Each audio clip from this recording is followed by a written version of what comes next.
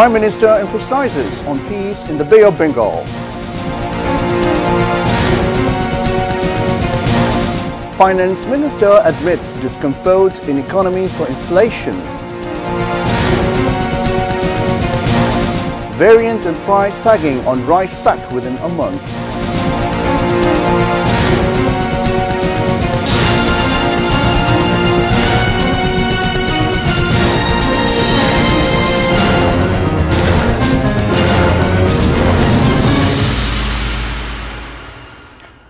Those were the headlines. This is 18 News. Good evening, viewers. This is Salim Kadir with English Bulletin. Bangladesh want to see Indian Ocean and Bay of Bengal as peaceful trade route.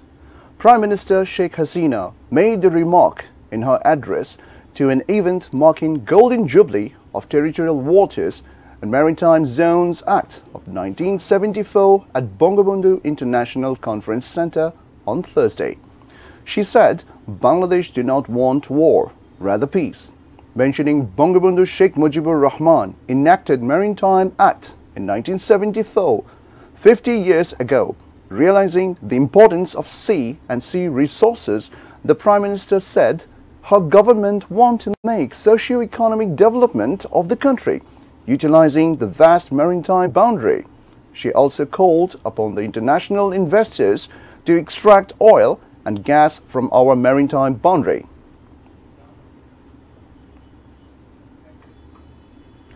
Distorting history remains in the very bone marrow of some quarters.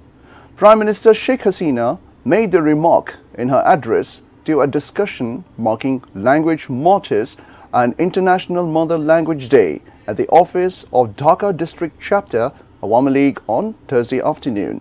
She said it is a matter of regret those who hatched conspiracy to foil the independence of the country are now giving the sermon of democracy, saying attempts had been made time and again to erase Bangabandhu's name from language movement and liberation movement of Bengalis. The Awami League chief said truth never remains suppressed.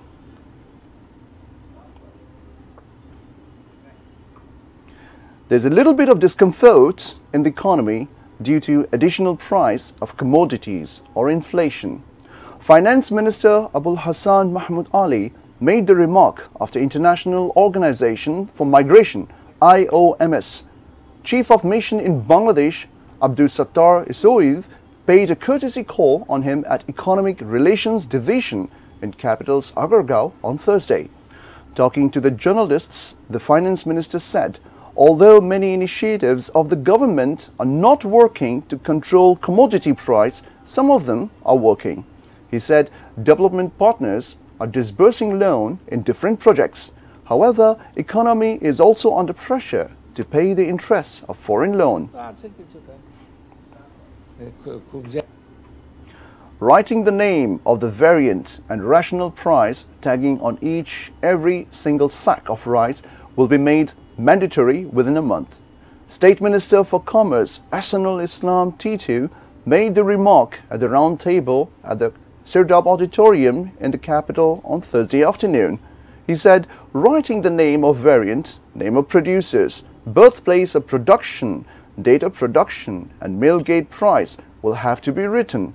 Besides, recommendation has also been made to write the wholesale price. The measure has been taken so that Directorate of Consumer Rights Protection can monitor the market, he added.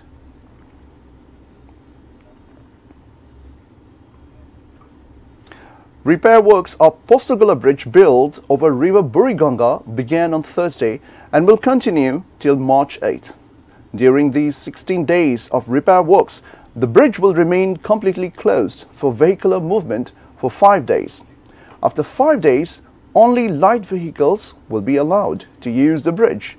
The China-financed Postagula or Buriganga 1 bridge, built in 1988, got severely damaged as salvage ship Protoy that went to recover a sunken launch from Buriganga got stuck up in between two gauges of Postagula Bridge. Since then, the bridge known as the Gateway of Dhaka became risky for vehicular movement.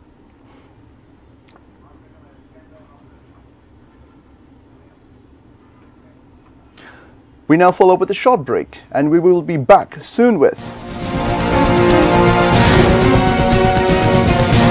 countrywide road crashes leave 9 dead. ICJ hearing on Israeli invasion enters 4th day.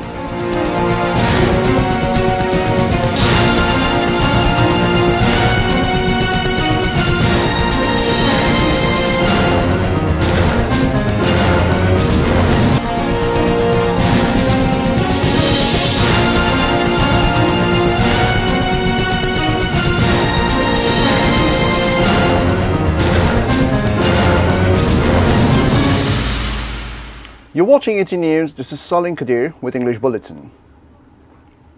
9 people were killed in road crashes in different places of 6 districts on Thursday.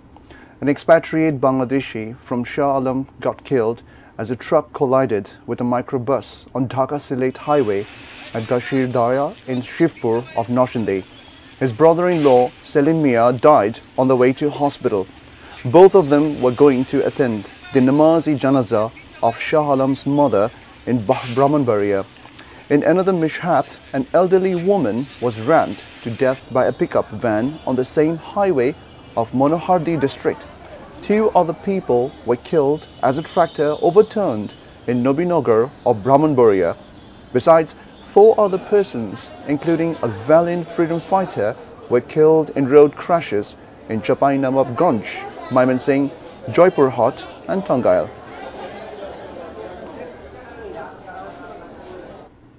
More than 5 lakh MPO enrolled teachers and officials across the country will have to be provided with proportionate retirement facility against 10% deduction of the salary.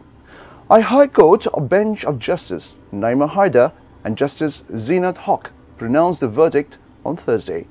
The court in its verdict said all MPO enrolled teachers will have to be given pension facilities within 6 months, otherwise it will be considered as a contempt of the court. The High Court also issued a rule wanting to know why additional facilities will not be provided against deduction of 10% salary instead of 6%. Lawyer Muhammad Siddiqullah Mia took part in the hearing on behalf of the petitioner. We now begin with news from around the world.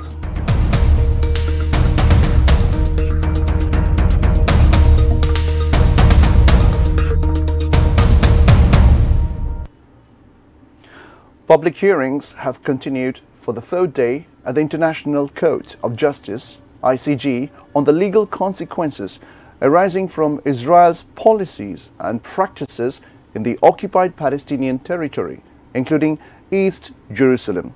12 countries are secluded to present their legal arguments at the ICJ in relation to South Africa's genocide case against Israel, underscoring its unlawful occupation of Gaza. The countries are China, Iran, Iraq, Ireland, Japan, Jordan, Kuwait, Lebanon, Libya, Luxembourg, Malaysia and Mauritius. The public sessions will continue for 6 days between February 19th and 26th to listen to briefings from 52 countries in addition to the African Union, the Organization of Islamic Cooperation and the League of Arab States.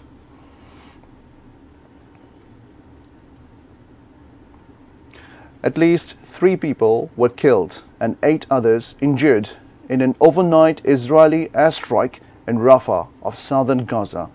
The Al Farouk Mosque in the center of Rafah was flattened into slabs of concrete, the facades of adjacent buildings blasted away. Meanwhile, WHO chief says inhuman health and humanitarian situation worsens, terming it as a death zone. Palestine Red Crescent Society warns of dire situation at Al-Amal Hospital in Khan Yunis as Israeli siege continues for 30th day. Medical charity MSF outraged by Israeli attack on its shelter in Al-Mawasi that killed 2 family members of staff and injured 6. Residents of northern Gaza Strip have only animal feed to eat for past 3 weeks, says head of Gaza's government media office. At least 29,313 Palestinians killed and 69,333 injured in Israeli attacks on Gaza since October 7th.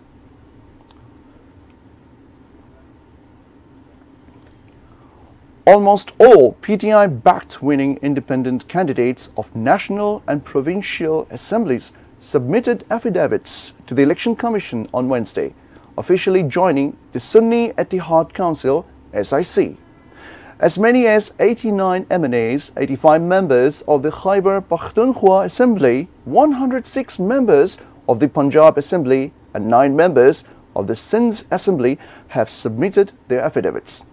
3 party leaders did not submit affidavits, including Omar Ayub Khan, Barrister Gohar Khan and Ali Amin Gandapur, while the notification of one candidate, Dawar Kundi, was yet to be issued by the ECP. Ayub and Gohar did not file affidavits to become SIC members because they plan to contest PTI's intra-party polls. Gandapur also did not file the affidavit as he has been nominated as the PTI's candidate for the slot of KP Chief Minister. These applications will be forwarded to the Election Commission. We now begin with sports news.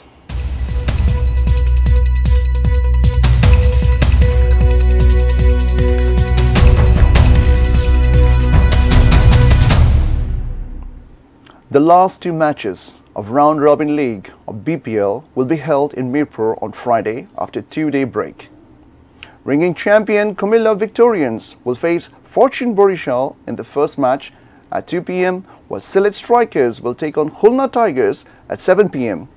Rangpur Riders have already booked berth in the last 4 as first team. Comilla is following them as a second team. Chattogram Challengers, however, have also ensured their room as a third team. Borishal are also now on the 4th position, securing 12 points from 11 matches. Khulna are on number 5 spot with 10 points. Tamim's Borishal will move to last 4 if they can beat Comilla. However, if Borishal lose and Khulna register a massive win against Sylhet, then the number 4 spot will be decided on the net run rate.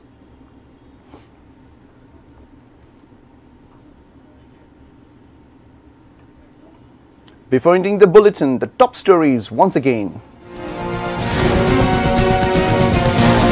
Prime Minister emphasizes on peace in the Bay of Bengal.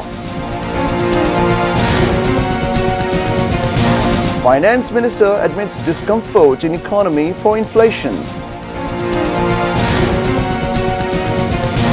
Variant and price tagging on rice sack within a month. Countrywide road crashes leave 9 dead.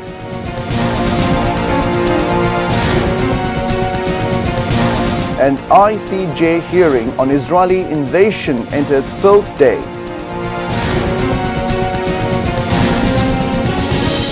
That's all from the newsroom for the moment. Thank you for being with us. Until then, see you soon.